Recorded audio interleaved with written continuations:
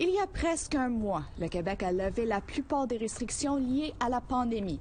Pendant que la plupart des gens finissent par s'aventurer à l'extérieur, il existe maintenant un groupe qui a reçu l'ordre de retourner en confinement. C'est très difficile de réintégrer une population comme ça soudainement, rapidement. En mars 2020, les détenus dans les centres de détention provinciales qui purgeaient des peines intermittentes ou des peines de fin de semaine ont été condamnés à purger leur peine à domicile en raison de préoccupations liées à la COVID-19.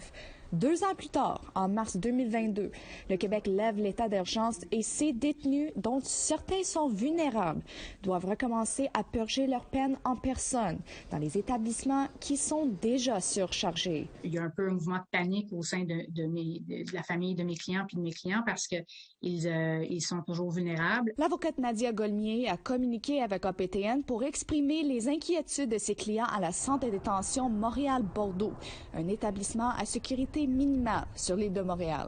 Kurt, un homme Mohawk, en est un. Kurt n'est pas son vrai nom, mais il a accepté de nous parler à condition que nous ne révélons pas son identité. I thought they would have some safety measures with COVID. Like, I didn't think we would be sleeping like less than a foot away from each other. Kurt passe ses fins de semaine à Bordeaux, après avoir été condamné à une peine de 60 à 90 jours pour agression. The first weekend, they put us in a bullpen with, like, I'm not even kidding, like 50, 60 guys. And, like, that bullpen's, like, the size of my back porch. Like, it's not that big. And they put me in there, we were shoulder to shoulder. We couldn't even move, man. L'établissement Montréal-Bordeaux a été durement touché par la pandémie. Plus de 740 détenus et plus de 400 employés ont été atteints de la COVID-19.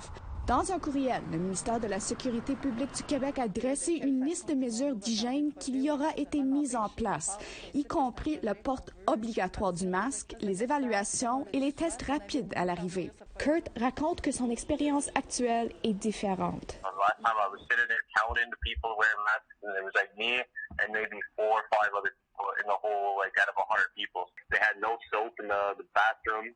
Nous avons demandé au ministère de la Sécurité publique du Québec s'il accordait des exceptions pour les condamnés intermittents s'ils ne sont pas à l'aise de purger leur peine en personne. Mais nous n'avons pas reçu cette clarification avant notre émission. Gaulmier trouve que c'est tout simplement trop tôt. Même si peut-être officiellement on met fin à l'état d'urgence, je pense que en ce qui concerne les populations vulnérables, comme les populations incarcérées, les prisonniers sont des personnes qui sont somme toute vulnérables dans le contexte actuel. Comme on sait, les prisons sont des foyers d'infection. Eh bien, pour eux, je pense que ce serait important peut-être de réévaluer la question et d'adopter, de continuer à adopter certaines mesures pour réduire l'incarcération. Kurt travaille maintenant à réduire sa peine. Il s'inquiète pour son emploi, sa famille et les autres délinquants à faible risque qui sont exposés à des risques à cause de cette politique. Not like we're like murderers and killers and everything, you know. Like, I'm sure a lot of people are in for small crimes too. Lindsay Richardson, Nouvelle nationale d'APTN, Montréal.